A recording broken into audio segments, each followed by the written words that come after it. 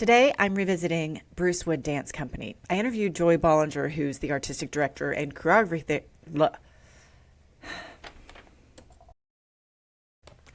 So today, I'm revisiting Joy Bollinger of Bruce Wood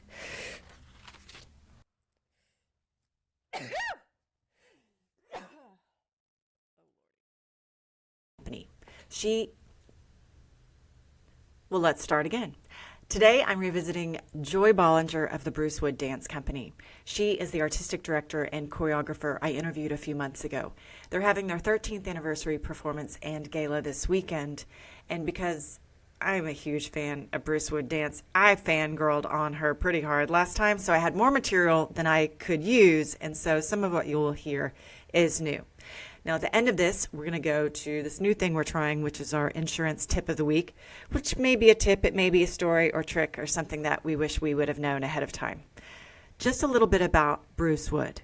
Bruce Wood was a prolific choreographer until he passed away in his 50s, unfortunately, but the dance studio has kept going, preserving his legacy. Now, at the gala they're doing this weekend, it's going to be an all Lar Lubovitch program. Bruce trained under this choreographer, Lar Lubovitch, back in the 1980s, and he credits Lubovitch for a lot of his musicality and emotional style in his choreography.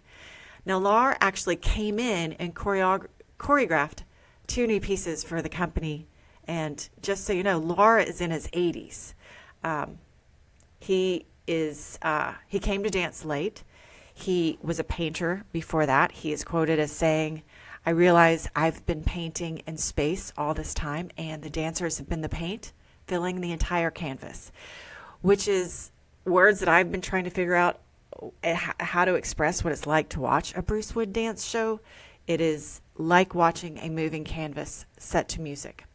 Now, Lar trained with some of the greats, and I did not know these people, so I had to look them up, and I thought they were pretty interesting, so I'm going to tell you about them too, so you can be all smart when next time you talk to somebody about dance. Martha Graham and Jose Limon are two that he learned from I was not familiar with. So Martha Graham formed a dance company in 1926. That company is still performing, and she's considered an artistic force comparable to, and I'm just going to throw out some of these names, and maybe you've heard of them, right? Picasso, James Joyce, Stravinsky, Frank Lloyd Wright, Stanislavski. She created 181 ballets and a dance technique called the Graham technique, which is often compared to ballet in its scope. So, he trained with her. And the other guy was Jose Limon. He formed his company in 1946, post-World War II. They're also still performing. Their home is in New York City. They're considered one of the world's greatest dance company. Limon also has a technique named after him, and it emphasizes the rhythms of falling and recovering balance and the importance of good breathing to maintaining flow in a dance. Now, I noticed this when I watched one of the Bruce Wood dance shows. I could hear the dancers breathing in rhythm the same time. And so I asked Joy about this, and let's just start here. I hope you enjoy. For the youth, I see their physical ability has incredible range. I think contemporary has come so far that most dancers who have trained in those avenues have taken on a lot and physically and had a lot of experiences.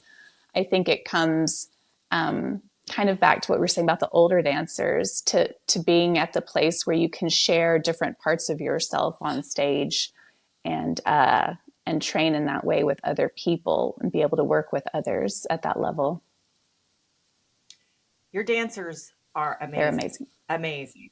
Oh my gosh. I grew up in dance, and I think a lot of people dance growing up. And so if you did, I'm talking to you too.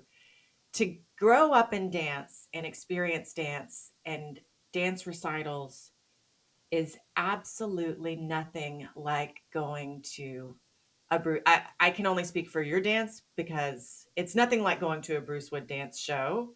I was we came there on a lark. Joe was like, "Hey, listen, there's a performance across the street from Booker T. We're going to be there. Do you want to go in?" And I was blown away. The and the the beautiful thing about so many of these works are it reminds me of a short story. About the time you figure out what the main story is, you're like, oh, and you gasp and you're like, oh, it's about this. And then it's a 10-minute work. So maybe if you're not a huge fan of the first work, it's only 10 minutes, but the second work is different and it appeals to so many people. I get chills just thinking about it because like the first one was Renew. We set up close to the stage. I could hear the dancers breathing. Yeah, And I was like, do you guys teach the breath or is that was just because we talk about breath all the time in theater and poetry and you we guys talk do. about, all right, breathe Yeah, here, breathe here. we do. Really? Because it was Hmm. synchronized. And I was like, it has to be. Absolutely. That was a Bruce thing. He used it in many dances, sometimes for the rhythm. There's a work we might do next season where there's a silent section and there's no music, there's no sound, it's coordinated with breath. But even when there was music, he would use breath for the dancers to fully embody the action needed. And if you're releasing a certain type of breath or an accent, it's going to really unite the group in that feeling as a whole. And also, it's a good check for each other. You know where that person is behind you and beside you when you can't see them, but you can feel them and hear their breathing in real time with you. It unifies the group and it creates that thing. He would say the most important person on stage is not any individual in the company, it's the whole. And I think he Mm. used breath for that reason as well. And we still do. So, okay, the first one I saw was Renew, and it was at Moody. The second one was Homecoming, which was in Oh, yeah. Fort Worth. And then it was back at Moody again for Awake, which is March 9th. Yeah, March 3rd and 4th. And Oh, I don't know that if I can get this cranked out before then, but I would love to. I will definitely get it cranked out before the gala. yeah, So, um, I've been hesitant in revisiting some of the things that I really loved in all these shows because I was like, well, people aren't going to be able to see it. yeah, And so just talking about it, they're going to be like, well, yeah, I can't see it. So do you want to talk about some of the things that sure. maybe would show up in the gala? Yeah. So the gala is the 13th anniversary performance and gala dinner. It's the Lar Lubovitch program. We spoke a little bit about that before, which is really exciting because Concerto 622, Bruce Danston, a new work by Lar Lubovitch to live piano on stage conversing with Brahms. And then we end it with Elemental Brubeck, which is his fun, jazzy, entertaining work to the music of jazz composer David Brubeck. And so, Was that in Renew? yes, Yes. yeah. So Okay. you've seen that one, and that's an amazing closer, right? Just so fun. The dancers afterwards, they're like, "Yes, my legs are tired, but my cheeks hurt from smiling so hard during that work." So that show is going to be outstanding. And then we have our June show, and then we're back at Moody in June to close out our season. What's your June show? Our June show is titled Grace, and I'm creating a new work for this show. It's going to Okay. be, it's titled And Heaven and Nature, and it's a look at all these patterns, fractals, tessellations, recursions, all these things you see in nature where there's a design and you study these things. And have you ever read about that? There's all these mathematical equations that repeat in nature and certain things that shape our world. And there's a reason why, we see clouds in that little wave pattern, and then we look and we see sand dunes in the same wave pattern. We see water doing that on top, or the branching of a tree is identical to the branching of the veins in our lungs. And so I've been kind of studying some of this and looking at really the architecture of the earth and taking some inspiration from that in designing a piece that really enjoys that beauty and kind of glorifies that creation and how we live right in the middle of all that, and it just surrounds us. And I'm excited. It's going to be a great piece. I just started working on it this week. Do you choreograph in your sleep? I think Do you wake up and think, I think so. Sometimes I problem solve. The dancers try something. I say, okay, we'll leave that. And then I wake up the next day and I think, I know what to do. I know how to fix that. I know what's going to make that better. Um, how do you, how, when you decide, okay, I'm going to, I'm going to choreograph today. yes. What is that? How do you do that? I spend a lot of time before I even start a dance creating the overall structure and arc of the work. Which piece of music introduces the work the way I want to introduce it? Where can I take that? Where do I find a more intimate and emotional place in the work? And where do I situate kind of the physical and emotional climax of the piece? So I create that structure way before there's any steps in the studio made.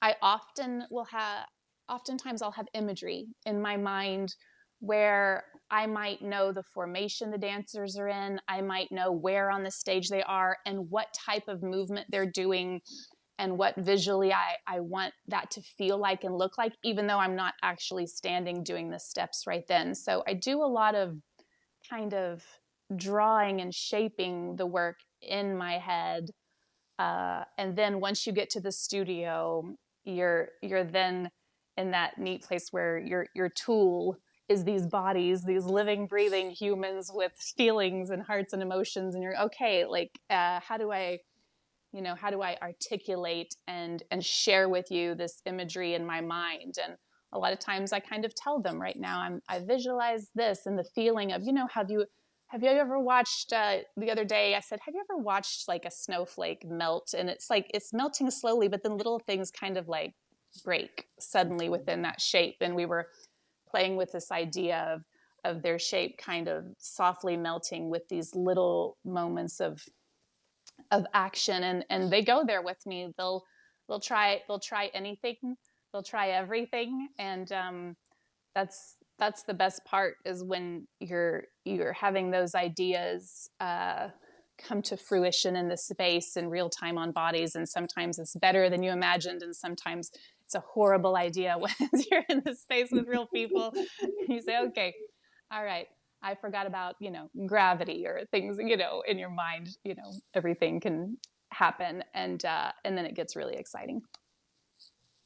That's awesome. Well, Joy, you have made a liar out of me because I told you we'd probably be done in 30 to 45 minutes, and we're right at 55. So I'm gonna respect your time, even though I would love to talk to you so much because I'm such a fan. Is there anything else that you want to mention that maybe we didn't talk about? Yeah, I should just say, in that June show as well, we have a new work being created on the company by guest choreographer Ben Needham Wood. He danced for Bruce with the company in 2013 on his way to California to work with Smew and Ballet, and he's had an amazing career. He's going to do an outstanding new work titled Ghost.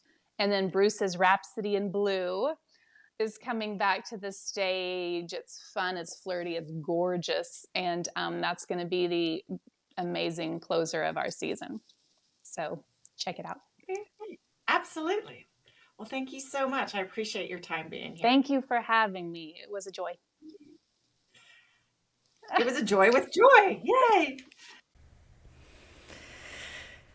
Now, our insurance tip of the week. If your neighbor is persistent in parking in back of your driveway, you have two options. One, you can politely ask them to find a different piece of real estate to park on. Or two, you can hit them. Just hit them. They'll probably never park in back of your driveway again, though this does have some drawbacks. We recommend option one, which is smart and proactive, and not what we did. Thank you so much for being here. Hope you enjoyed. Please connect with us at gibagencydallas.com. Tell us what you thought. We look forward to hearing from you.